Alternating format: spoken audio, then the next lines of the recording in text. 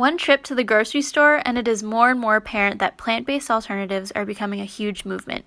Vegan burgers and plant-based milks even have their own sections in some stores.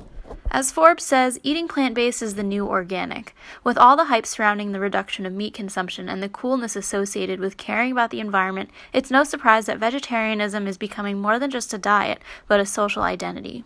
In more recent times, 70% of the world population is either reducing their meat consumption or excluding it altogether. According to a leading data and analytics company, there's also been a 600% increase in people identifying as vegans in the U.S. in the last 3 years, although veganism makes up around 3% of the U.S. population. 5% of adults considering themselves vegetarians, according to a 2018 Gallup poll, and younger adults between the ages of 18 to 49 are more likely to be vegetarian than those over 50. Vegetarianism, especially veganism, is becoming more mainstream, and this movement seems to be led by young people who are more likely to consider the food source, animal welfare issues, and environmental impacts when making their purchasing decisions. We know reducing meat intake reduces greenhouse gas emissions and waste production.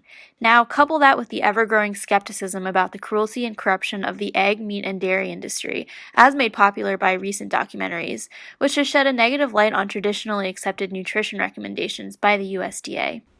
There may also be religious reasons for going vegetarian, and of course health reasons. After all, fruits, vegetables, legumes, and whole grains may help lower the risk of heart disease, diabetes, and other common chronic illnesses in the U.S. Depression is one of the most common mental disorders in the United States. Approximately 7% of the U.S. adult population report having experienced at least one major depressive episode in their lifetime. Of those who responded, 64% report a major depressive episode severely impairing multiple domains of their life. Depression's effect on the individual can be taxing due to possible feelings of isolation, low self-esteem, and anhedonia, to name a few. In addition, depression increases the risk of suicidal ideation and behavior. One of the most commonly affected domains is an individual's ability to work. According to the CDC, 27% of people report severe difficulties maintaining quality at work and home. It's estimated that around 200 million workdays cumulatively are lost annually in the United States, costing businesses between $17 and $44 billion every year. The National Institute of Mental Health reports that about 3.2 million 12 to 17-year-olds have had at least one major depressive episode within the past 12 months. Because diet is so often correlated to other diseases such as cardiovascular disease or cancer, the association between a vegetarian diet and the likelihood of experiencing a major depressive episode is a worthwhile investigation in today's climate. One study, which was driven by theories on paternal depression, examined depressive symptoms of approximately 10,000 male partners of pregnant women.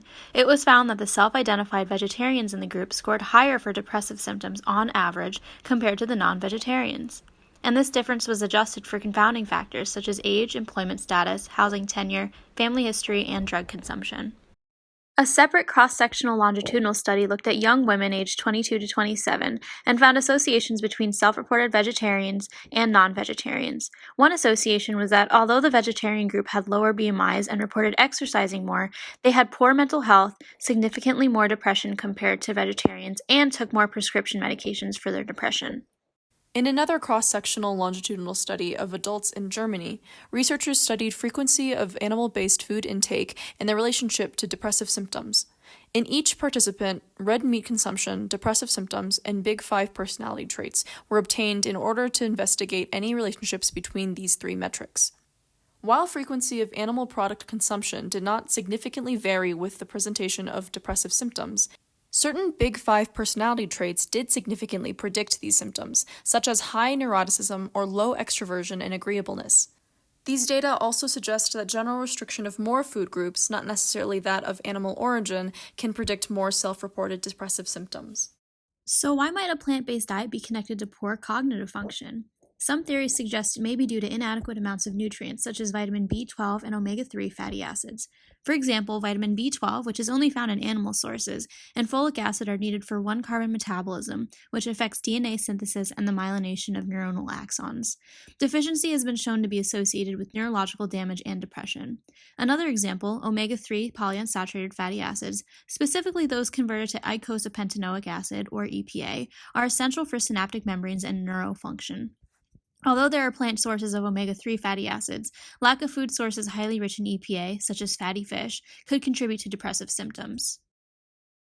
Depression is a multifaceted condition that can manifest in many ways, which, according to the literature, cannot be causally linked to consuming a vegetarian diet. Eating a vegetarian diet has numerous health benefits, but it is important to supplement or seek a wide range of nutrients to avoid clinical signs of deficiency. How strongly would you rate your knowledge of a vegetarian diet before and after watching this video on a scale of 1 to 10, 1 being little knowledge and 10 being the most? What have you learned from this video that will help guide your diet moving forward? Let us know in the comments below. Hopefully, armed with this mini literature review, you have a better idea of the current research that surrounds the relationship between cognition and vegetarianism, and will be well on your way to building a healthier, happier body and mind.